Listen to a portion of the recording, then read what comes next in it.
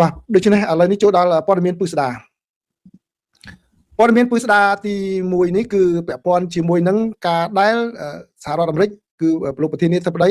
ត្រូវទៅសុំការអនុញ្ញាតពីរដ្ឋសភារបស់សហរដ្ឋអាមេរិកនៅក្នុងការបន្តធ្វើសង្គ្រាមឬក៏យ៉ាងណាបន្ថែមទៀតនៅក្នុងប្រទេសអ៊ីរ៉ង់បើតាមកំណត់រយៈពេល60ថ្ងៃដែលលោកប្រធានាធិបតីមានសិទ្ធិក្នុងការធ្វើសង្គ្រាមនៅក្នុងប្រទេសអ៊ីរ៉ង់នេះគឺមកដល់ត្រឹមថ្ងៃសុក្រនេះហើយបាទនៅថ្ងៃសុក្រនេះគឺគម្រប់60ថ្ងៃពីព្រោះសង្គ្រាមបានចាប់ផ្ដើមតាំងពីថ្ងៃទី28ខែកុម្ភៈមកលើបូកសរុបទៅគឺរាប់ដៃរាប់ជើងទៅគឺ60ថ្ងៃហើយដែលតាមច្បាប់កំណត់គឺអនុញ្ញាតឲ្យតែប៉ុណ្្នេះទេបើសិនជាសភាមិនអនុញ្ញាតក៏ប៉ុន្តែលោកប្រធានាធិបតីនៅថ្ងៃនេះបានផ្ញើលិខិតទៅខាងរដ្ឋសភារបស់សហរដ្ឋអាមេរិកដោយបាននិយាយថាអាងថាច្បាប់ដែលកំណត់អំណាចប្រធានាធិបតីត្រឹម60ថ្ងៃដែលប្រើប្រាស់តាំងពីសម័យសង្គ្រាមនៅប្រទេសវៀតណាមនោះគឺមិនអាចយកមកអនុវត្តចំពោះសង្គ្រាមនៅអ៊ីរ៉ង់បានទេដោយលោកបានបញ្ជាក់ថាគឺសង្គ្រាមនៅអ៊ីរ៉ង់នេះគឺបានផ្អាកតាំងពីមានបទជួបបាញ់គ្នាជាមួយនឹងប្រទេសអ៊ីរ៉ង់ក្នុងពេលកន្លងមកនេះហើយឥឡូវនេះគឺលោកបានពន្យាបទជួបបាញ់គ្នានឹងបាទគឺបទជួបបាញ់គ្នាចូលតាំងពីថ្ងៃទី7ខែមេសាបាទ7ខែមេសាអញ្ចឹងបានន័យថាអ្វីដែលលោកប្រធានាធិបតីត្រាំចង់លើកឡើងនោះគឺលោកលើកឡើងចេះលោកលើកឡើងថាឲ្យ60ថ្ងៃធ្វើសង្គ្រាមបើមិនចឹងទេត្រូវសុំការអនុញ្ញាតពីរដ្ឋសភាអញ្ចឹងលោកប្រធានាធិបតីក៏បានបញ្ជាក់ថាឥឡូវនេះគឺសង្គ្រាមនៅក្នុងប្រទេសអ៊ីរ៉ង់បានចប់តាំងពីថ្ងៃទី7ខែមេសាបាទ7ខែមេសានៅពេលដែលមានបទជួបបាញ់គ្នាអញ្ចឹងបានន័យថារយៈពេល60ថ្ងៃហ្នឹងគឺលោកបញ្ចប់សង្គ្រាមហ្នឹងតាំងពីមិនទាន់ដល់60ថ្ងៃផងឥឡូវនេះបើសិនជាមានការប្រយុទ្ធគ្នាជាថ្មីគឺច្បាស់ជាកាត់ចាប់គិតពីថ្ងៃទី1ឡើងវិញហើយបាទឧទាហរណ៍បើសិនជាអាមេរិកចាប់ផ្ដើមបាញ់នៅថ្ងៃ1ឧសភាហ្នឹងគឺបានន័យថាថ្ងៃទី1នៃការធ្វើសង្គ្រាមថ្មីហើយមិនមែនជាការបន្តពីសង្គ្រាមដែលលោកបានចាប់ផ្ដើមតាំងពីថ្ងៃទី28ខែមេសាទេបាទនេះគឺជាអ្វីដែលលោកប្រធានាធិបតីបានសរសេរទៅឲ្យលោកប្រធានសភាបាទលោក Mike Johnson ដែលមកពីខាងគណៈបកសាធារណរដ្ឋរបស់លោកផងដែរក៏ប៉ុន្តែតាមសេចក្តីរាយការណ៍របស់ខាង Washington Post បានឲ្យដឹងថាសមាជិករដ្ឋសភាមួយចំនួនហាក់ដូចជាមិនយល់ស្របនឹងការបកស្រាយរបស់លោកប្រធានាធិបតីនោះទេបាទសូម្បីតែនៅក្នុងគណៈបកសាធារណរដ្ឋរបស់លោកក៏ដោយគេនៅតែសម្ដែងការមិនគ្រប់គ្រងទេថាគឺត្រូវតែមានការអនុញ្ញាតត្រូវតែមកសុំការអនុញ្ញាតពីសភាហើយខាងគណៈបកប្រជាធិបតេយ្យប្រិមិត្តមិនអាចសួរទេគឺខាងគណៈបកប្រជាធិបតេយ្យតែងតែរៀបចំច្បាប់ក្នុងពេលកន្លងមកឲ្យលោកប្រធានាធិបតីមកសុំមករាយការណ៍មកសុំការអនុញ្ញាតពីខាងរដ្ឋសភាឥឡូវនេះគឺតើលោកអាចនៅបន្តឬយ៉ាងណាបាទស៊ីសងទៅលើការបកស្រាយហើយនឹងការគ្រប់គ្រងរៀងខ្លួនប្រសិនបើលោកប្រធានាធិបតីនៅតែបន្តការវាយប្រហារអញ្ចឹងដូច្នេះខាងគណៈបកប្រជាធិបតេយ្យអាចនឹងធ្វើច្បាប់ដើម្បីដកសិទ្ធិអំណាចរបស់លោកប្រធានាធិបតីមិនឲ្យធ្វើសង្គ្រាមថាតើគណៈបកសាធារណរដ្ឋគ្រប់គ្រងឬមិនគ្រប់គ្រងបាទដូច្នេះយើងចាំមើលតើមានសមាជិករដ្ឋសភាគណៈបកសាធារណរដ្ឋប្រមាណដែលយល់ស្របនឹងការបកស្រាយរបស់លោកប្រធានាធិបតីដែលថាសង្គ្រាមចប់តាំងតែពីថ្ងៃទី7ខែមេសាដែលមានបទជួបបាញ់គ្នាប៉ុន្តែលោកអត់បាននិយាយទៅដល់ការបើតាមការរាយការណ៍របស់ Washington Post ថាលោកប្រធានាធិបតីមិននិយាយទៅដល់កាលពីថ្ងៃទី19ដែលយោធារបស់សហរដ្ឋអាមេរិកបាញ់ទៅលើកប៉ាល់របស់អ៊ីរ៉ង់នោះទេបាទថានោះគឺជាផ្នែកមួយនៃសង្គ្រាមឬក៏គ្រាន់តែជាការផ្ទុះអាវុធធម្មតាបាទអញ្ចឹងនេះគឺជាព័ត៌មានទី1ណាដែលខ្ញុំដកស្រង់មកជម្រាបជូនប្រិយមិត្តទាំងអស់គ្នារីឯព័ត៌មានទី2នេះគឺបន្តពីរឿងទី1ដដែលទេណាគឺបន្តពីរឿងទី1ហ្នឹងគឺកាលពីយប់ថ្ងៃប្រហ័សម៉ោងនៅខាង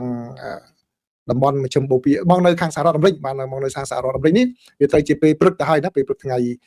សុក្រម៉ោងនៅប្រទេសកម្ពុជាហើយនឹងម៉ោងនៅខាងអ៊ីរ៉ង់ឯហ្នឹងគឺខាងប្រតិភូរបស់អ៊ីរ៉ង់បានដាក់សំណើមួយថ្មីទៀតហើយអំពីការបញ្ចប់សង្គ្រាមដើម្បីឲ្យមានសន្តិភាពនៅក្នុងប្រទេសអ៊ីរ៉ង់នោះក៏ប៉ុន្តែលោកប្រធានាធិបតីនៅពេលនេះគឺប្រតិកម្មតបទៅវិញយ៉ាងខឹងសម្បាសារព័ត៌មានខ្លះគឺប្រើពាក្យរហូតដល់ថាខឹងសម្បាក៏ប៉ុន្តែក៏ខ្ញុំយកមកនេះគឺ Washington Post គាត់មិនប្រើពាក្យធ្ងន់ដល់ប៉ុណ្ណឹងទេគាត់ប្រើពាក្យថាលោកប្រធានាធិបតី Donald Trump បានច្រានចោលនៅសំណើចុងក្រោយរបស់អ៊ីរ៉ង់បាទដែលចង់បញ្ចប់សង្គ្រាមរវាងប្រទេសទាំងពីរដោយបាននិយាយថាលោកនៅមិនទាន់ពេញចិត្តនឹងសំណើនោះនៅឡើយទេដែលលោកបានស្ដីបន្ទោសការដែលលើកសំណើមិនល្អនេះទៅលើការដឹកនាំថ្នាក់ដឹកនាំនៅក្នុងប្រទេសអ៊ីរ៉ង់ថានៅមានបែកបាក់គ្នាដូច្នេះជំហរមិនទាន់ឯកភាពគ្នាដែលអាចឲ្យការសម្រេចចិត្តនឹងតាមអ្វីដែលសហរដ្ឋអាមេរិកចង់បានឡើយទេបាទគឺ លោកបានចានចោលនៅសំណើនេះហើយសំណើនេះទៅបានឲ្យដឹងតាមរយៈការរីការបស់សារព័ត៌មានផ្លូវរដ្ឋរបស់អ៊ីរ៉ង់ថាបានបញ្ជូនមកខាងប្រទេសប៉ាគីស្ថានក៏ប៉ុន្តែខ្លឹមសារយ៉ាងណាដែលធ្វើឲ្យលោកប្រធានាធិបតីមិនពេញចិត្តគឺមិនទាន់ដឹងនៅឡើយទេបាទលោកប្រធានាធិបតីគ្រាន់តែប្រាប់អ្នកសារព័ត៌មាននៅសេតវិមានលោកថាពួកគេចង់សម្រេចឲ្យបានកិច្ចព្រមព្រៀងមួយខ្ញុំមិនទាន់ពេញចិត្តនៅឡើយទេដូច្នេះយើងនឹងមើលតទៅទៀតថារឿងអ្វីនឹងកើតនៅឡើងនេះបើយោងតាមការដែលលោកប្រធានាធិបតីបានប្រាប់ទៅដល់អ្នកសារព័ត៌មានដោយមិនបានបញ្ជាក់លម្អិតថាចំណុចណាដែលលោកមិនពេញចិត្តនៅឡើយទេហើយការចរចារបស់ក្រុមទាំងពីរគឺនៅតែបន្តទេណាបើទោះបីជាមិនបានជួបមុខគ្នាបើទោះបីជាលោកប្រធានាធិបតីបានក៏ហៅអ្នកចរចារបស់លោកត្រឡប់មកវិញក៏ដោយឬក៏មិនទាន់អនុញ្ញាតឲ្យទៅក៏ដោយក៏ប៉ុន្តែបើតាមសេចក្តីរាយការណ៍របស់សារព័ត៌មាន AP ហ្នឹងអាចបានឲ្យដឹងថាការចរចានៅបន្តទេគឺតាមរយៈទូរស័ព្ទបាទទូរស័ព្ទទៅវិញទៅមកហើយដែលមានប្រទេសប៉ាគីស្ថានធ្វើជាអន្តរការីបាទប្រទេសប៉ាគីស្ថានគាត់ខិតខំប្រឹងប្រែងដើម្បីបន្ធូរបន្ថយនៅភាពតានតឹងកុំឲ្យឈានទៅដល់សង្គ្រាមបន្តទៀតហើយក្នុងការវិវត្តនឹងដែរគឺប្រហែលថ្ងៃមុនខ្ញុំបាននិយាយប្រាប់ជម្រាបជូនប្រិយមិត្តដែរថាសហរដ្ឋអាមេរិកគឺលោកប្រធានាធិបតីទទួលបានការសង្ខេបពីជំរឿសមួយចំនួនពីខាងមេដឹកនាំយោធានិងមន្ត្រីមួយចំនួនឥឡូវនៅយប់មិញបាទនៅយប់មិញគឺសុំទោសគឺនៅយប់ថ្ងៃប្រហោះលោកប្រធានាធិបតីបានពិភាក្សាដោយផ្ទាល់ជាមួយនឹងលោកឧត្តមនាវីបាទឧត្តមនាវីBrad Cooper ដែលជាមេបញ្ជាការយុទ្ធភូមិភាគកណ្ដាលដែលកំពុងតែដឹកនាំប្រតិបត្តិការធ្វើសង្គ្រាមនៅក្នុងតំបន់មជ្ឈិមបូព៌ាហ្នឹងគឺក្រោយពីការពិភាក្សាហើយលោកប្រធានាធិបតីត្រាំបានប្រាប់អ្នកសារព័ត៌មានថាឥឡូវហ្នឹងគឺមានជំរឿសពីរបាទជំរឿសពីរដែលលោកត្រូវធ្វើការសម្រេចចិត្តជំរឿសទី1គឺបន្តសង្គ្រាមទៅបញ្ចប់អ៊ីរ៉ង់ឲ្យចប់មាត់ខ្ទេចតែម្ដងបាទនៅជំរឿសទី2គឺត្រូវចរចាគ្នាឲ្យមានកិច្ចព្រមព្រៀងគ្នាមួយហើយបញ្ចប់សង្គ្រាមនោះតាមអ្វីដែលព្រមព្រៀងគ្នារវាងភាគីទាំងពីរហើយដោយដែលប្រិយមិត្តបានដឹងក្នុងពេលកន្លងមកគឺអ្វីដែលសហរដ្ឋអាមេរិកចង់បានបំផុតនោះគឺការមិនបន្តកម្មវិធីនុយក្លេអ៊ែររបស់អ៊ីរ៉ង់បាទអញ្ចឹងនេះគឺជាអ្វីដែលលោកប្រធានាធិបតីបានប្រាប់អ្នកសារព័ត៌មានដោយឡែកខាងភាគីអ៊ីរ៉ង់វិញបើតាមសេចក្តីរាយការណ៍របស់ AP នេះឲ្យដឹងថារដ្ឋមន្ត្រីក្រសួងការបរទេសរបស់អ៊ីរ៉ង់ក៏បានខិតខំព្យាយាមធ្វើសកម្មភាពការទូតដែរបានទូរស័ព្ទទៅប្រទេសជាច្រើនដូចជាមេដឹកនាំទូគីអេស៊ីបកាតាអារ៉ាប៊ីសាអូឌីអ៊ីរ៉ាក់អាហ្សេបៃយ៉ានដើម្បីឲ្យមានការគ្រប់គ្រងទៅលើសំណើដែលខាងអ៊ីរ៉ង់បានដាក់មកឲ្យសហរដ្ឋអាមេរិកនេះហើយខាងសហភាពអឺរ៉ុបវិញបាទសហភាពអឺរ៉ុបវិញគឺលោកស្រីខាចាខាឡាស់ដែលជាមេខាងគោលនយោបាយការបរទេសប្រៀបដូចជារដ្ឋមន្ត្រីក្រសួងការបរទេសរបស់សហភាពអឺរ៉ុបអញ្ចឹងក៏បានពិភាក្សាគ្នានៅថ្ងៃសុក្រនេះបាទមុននេះបន្តិចជាមួយនឹងលោករដ្ឋមន្ត្រីក្រសួងការបរទេសរបស់អ៊ីរ៉ង់ដែរគឺជាមួយនឹងលោកអារ៉ាជីថាតើធ្វើយ៉ាងណាដើម្បីបើកច្រកហមូសឡើងវិញពីព្រោះអីនៅពេលនេះសហរដ្ឋអាមេរិកក៏ខិតខំព្យាយាមគៀងគរសម្ព័ន្ធមិត្តនៅអឺរ៉ុបនឹងឲ្យចូលរួមដើម្បីបើកច្រកហមូសឡើងវិញដែលអនុញ្ញាតឲ្យប្រេងបានវិលហូរត្រឡប់ទៅបណ្ដាប្រទេសមួយចំនួនជាពិសេសប្រទេសនៅអាស៊ីជាង 70% គឺពឹងផ្អែកទៅលើប្រេងដែលចេញពីច្រកហូមូសនេះក៏ប៉ុន្តែមិនទាន់បានដឹងលទ្ធផលយ៉ាងណានៅឡើយនោះទេរីឯព័ត៌មានទី3បាទព័ត៌មានទី3នេះគឺជាការវិវត្តមួយដែលមិនគួរជាទីរីករាយទេសម្រាប់បណ្ដាប្រទេសដែលជាសម្ព័ន្ធមិត្តជាមួយនឹងសហរដ្ឋអាមេរិកនោះបើតាមសេចក្តីរាយការណ៍របស់សារព័ត៌មាននានាបានឲ្យដឹងថាលោកប្រធានាធិបតីដូណាល់ត្រាំឥឡូវនេះបានបញ្ជាឲ្យដកចេញទាហានរបស់សហរដ្ឋអាមេរិកចំនួន 5,000 នាក់ដែលចូលជើងនៅក្នុងប្រទេសអាល្លឺម៉ង់នោះចេញមកវិញបាទដែលនេះជាការបង្ហាញយ៉ាងច្បាស់បន្ថែមទៀតនៅការកើនឡើងនៅការតានតឹងរវាងសហរដ្ឋអាមេរិកជាមួយនឹងប្រទេសអាល្លឺម៉ង់ហើយនឹ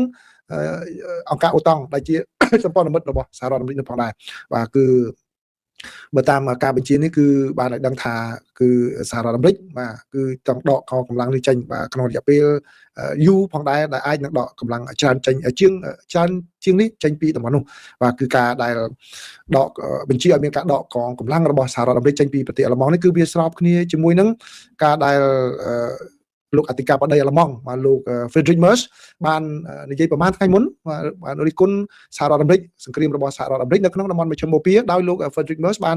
ននិយាយថាគឺសហរដ្ឋអាមេរិកដូចជាគ្មានយុទ្ធសាស្ត្រនៅក្នុងការដកចេញពីសង្គ្រាមនៅក្នុងប្រទេសអ៊ីរ៉ង់នោះទេគឺបានន័យថាមានតែចូលទៅប្រយុទ្ធគឺថាដើរចេញពីណាដកចេញពីណាអត់មាននោះទេដូច្នេះហើយមិនដឹងថាលទ្ធផលនឹងទៅជាយ៉ាងណាធ្វើឲ្យប្រទេសអ៊ីរ៉ង់នឹងប្រមាថមាក់ងាយធ្វើឲ្យសហរដ្ឋអាមេរិកបាក់មុខបាក់មាត់ផងដែរបាទនេះគឺជាអ្វីដែលលោក Frederick Merz បានថ្លែងហើយដោយឡែកអ្នកនយោបាយរបស់សហរដ្ឋអាមេរិកវិញមន្ត្រីជាន់ខ្ពស់របស់សហរដ្ឋអាមេរិកវិញដែលនៅក្រសួងការពារជាតិបាននិយាយថាអត្ថាធិប្បាយបែបនេះរបស់លោក Frederick Merz ប្រធានាធិបតីលោកអធិការបតីអាល្លឺម៉ង់នោះគឺជារឿងមួយដែលមិនសមស្របទេហើយវាមិនបានជួយដល់បុព្វហេតុអ្វីនោះទេបាទគឺ មេយោធារបស់សហរដ្ឋអាមេរិកដែលសារព័ត៌មានមិនបញ្ចេញឈ្មោះបាននិយាយថាគឺ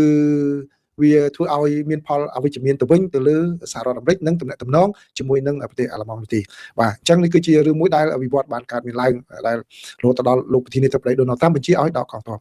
នៅក្នុងប្រទេសអាល្លឺម៉ង់គឺ